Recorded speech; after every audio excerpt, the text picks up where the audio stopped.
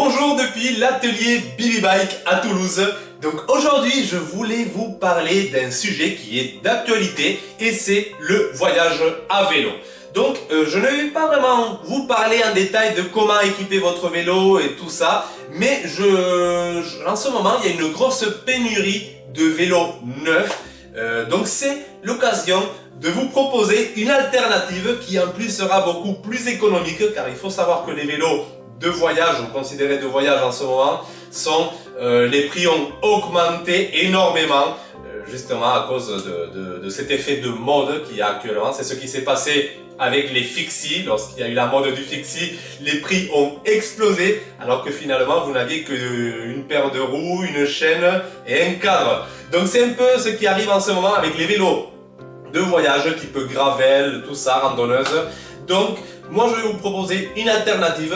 Moi je conseille d'utiliser des vieux VTT haut de gamme de l'époque et de les transformer, de les adapter pour le voyage.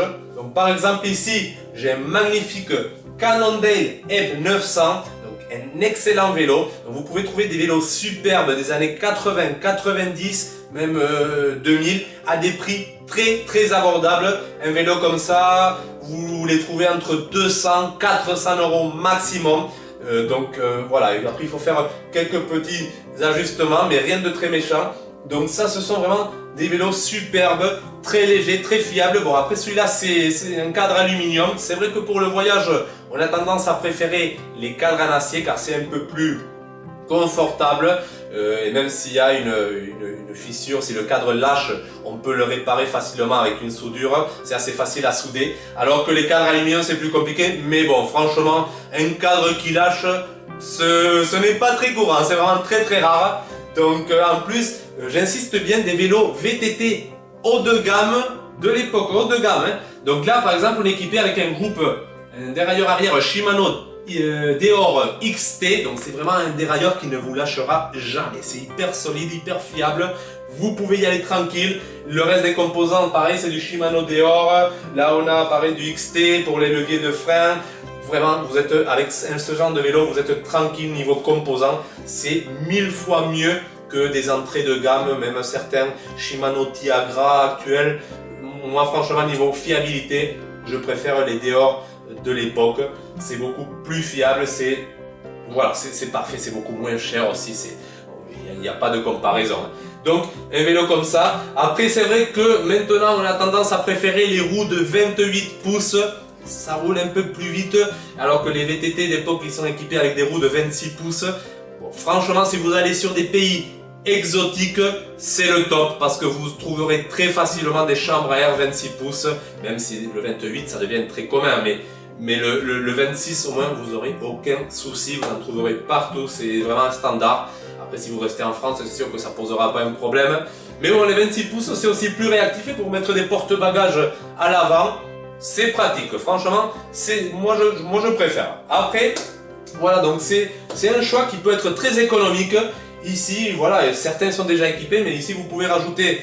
Faites aussi attention sur les VTT qu'on puisse rajouter des porte-bagages arrière, ce n'est pas toujours le cas. Ici on a les vis, donc on a le perçage, donc c'est faisable, mais faites vraiment attention à ça. Le guidon, c'est vrai que lorsqu'on fait un voyage, on aime souvent être redressé, un peu plus redressé que sur un VTT au lieu d'être complètement plié. Mais il existe des solutions, comme cette potence, ce rehausseur de potence.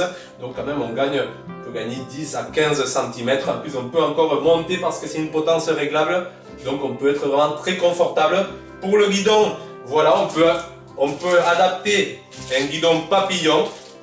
Donc ça serait vraiment, là comme ça vous avez vraiment tout le profil voyage. Les pneus, vous pouvez les équiper avec moi je recommande les Schwalbe Marathon Plus, c'est un peu la référence pour le voyage.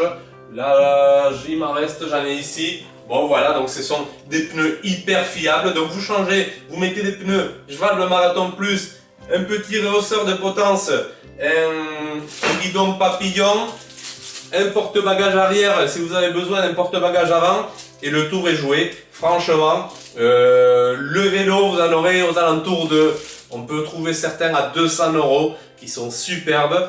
Et niveau équipement, pareil, vous serez dans les allez, à 200, 250 euros. Donc à 500 euros, vous aurez un superbe vélo de voyage parfaitement équipé. Et ce n'est pas la peine de dépenser plus de 1000 euros, 2000 euros, alors que ici vous avez un vélo très fiable. Aussi, faites attention aux roues, que ce soit des doubles parois, mais si vous prenez des VTT d'époque bien entretenus, qui ont tous les équipements d'origine, il n'y a pas de souci, vous aurez de série les jantes double paroi. Donc voilà, je voulais juste partager avec vous mon point de vue, cette alternative. En plus, comme en ce moment, il y a une grosse pénurie de vélos, c'est l'occasion de trouver, de se faire soi-même son propre vélo de voyage. Donc après, si vous avez besoin, n'hésitez pas à passer à l'atelier pour en discuter ou pour voir les solutions que je pourrais vous proposer. Donc voilà, merci d'avoir vu cette vidéo et à la prochaine. Allez, ciao!